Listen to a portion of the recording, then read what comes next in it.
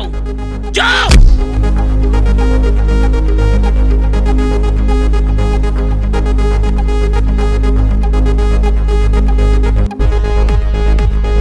ये उस्ताद भुटेलिया कहाँ भागला बता? कारे भुटेलिया काहे ते भागला बतले? कोनो बात बा का?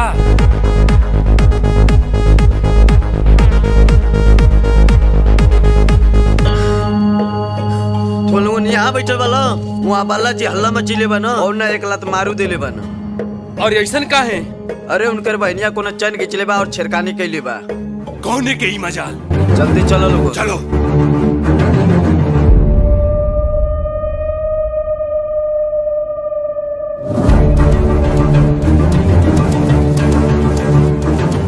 प्रणाम मालिक। हाँ बोली, आदेश दी का बाती हो? हाय मोबाइल देखा था साहब? हाँ। एमे हाई जॉन फोटो बा एकरा के ढूंढ के लावा साहब।